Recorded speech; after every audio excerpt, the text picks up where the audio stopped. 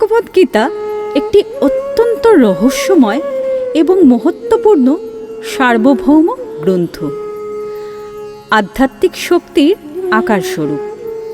এটি স্বয়ং শ্রী ভগবানের মুখনিসৃত বাণী, তার হৃদয় অনুভূতির বহিঃপ্রকাশ।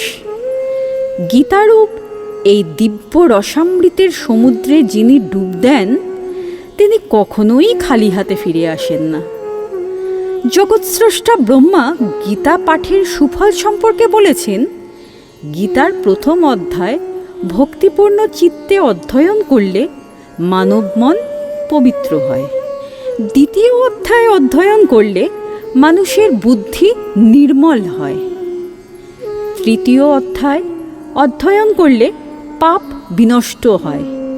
চতুর্থ অধ্যায় অধ্যয়ন করলে স্ত্রী হত্যা ও ব্রহ্মহত্যার মতন পাপ সকল বিনষ্ট হয়।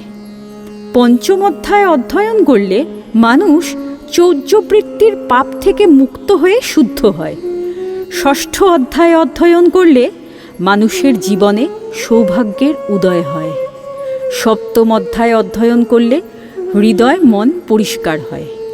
অষ্টম অধ্যায় অধ্যয়ন করলে অখাদ্য ভোজনজনিত পাপ বিনষ্ট হয়।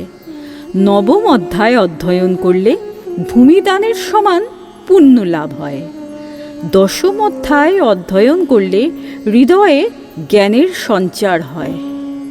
একাদশ অধ্যায় অধ্যয়ন করলে ব্রহ্মজ্ঞান লাভ হয় এবং মানুষ মুক্তি লাভ করে। দ্বাদশ অধ্যায় অধ্যয়ন করলে ঈশ্বরের প্রতি নির্মল ভক্তির উদয় হয়। ত্রয়োদশ অধ্যায় অধ্যয়ন করলে জ্ঞানের বিকাশের পাশাপাশি মানুষ শক্তির অধিকারী হয়। চতুর্দশ অধ্যায় অধ্যয়ন করলে অশ্বমেধ যজ্ঞের ফল প্রাপ্তি ঘটে। পঞ্চদশ অধ্যায় অধ্যয়ন করলে মানুষ যোগী হয়। ষোড়শ অধ্যায় অধ্যয়ন করলে পৃথিবীর বন্ধন থেকে মানুষের মুক্তি লাভ হয়। সপ্তদশ অধ্যায় অধ্যয়ন করলে শ্রদ্ধায় জ্ঞান লাভ হয়। অষ্টাদশ অধ্যায় অধ্যয়ন করলে মনোযোগ সহ মানুষ তার নিজ কর্মরত হয় এবং সফলকাম বা সিদ্ধি লাভ করে। যিনি ভক্তিভাবে গীতা পাঠ করেন, তিনি ভগবান শ্রীকৃষ্ণের কৃপা লাভ করেন এবং ইহলোকে সুখ, শান্তি ও পরলোকে মুক্তি লাভ করেন।